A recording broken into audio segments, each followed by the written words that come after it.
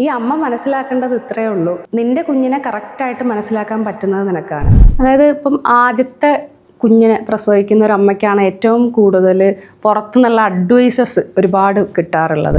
അതായത് നീ ഇങ്ങനെ പാൽ കൊടുക്കണം, ഇത്ര മണിക്കൂർ വെച്ചിട്ട് കഴിയുമ്പം കുഞ്ഞിന് പാൽ കൊടുത്തുകൊണ്ടേയിരിക്കണം, കുഞ്ഞിനെ കരയിക്കാൻ പാടില്ല, ഇനി കരഞ്ഞാൽ തന്നെ എന്തിനാ ഇങ്ങനെ ഇട്ട് കുഞ്ഞിനെ കരയിക്കുന്നത് എന്നുള്ള ഒരുപാട് ചോദ്യങ്ങൾ വരും.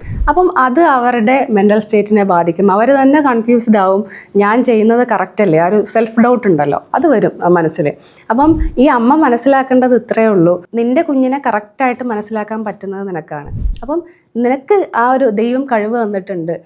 കുഞ്ഞ് കരയുമ്പോഴാണെങ്കിലും കുഞ്ഞിൻ്റെ ആ ഒരു നമുക്ക് ഓരോ കാര്യങ്ങളും സൂചനകളും നമുക്ക് കിട്ടുമ്പോഴും നമുക്കറിയാം ഇതാണ് കുഞ്ഞിന് വേണ്ടത് എന്നുള്ളത്. അപ്പം അതിനനുസരിച്ച് അതുപോലെ തന്നെ നമ്മളുടെ സ്വന്തം ആവശ്യം, നമുക്കും ഒരുപാട് ബുദ്ധിമുട്ടുകളുണ്ടാവും.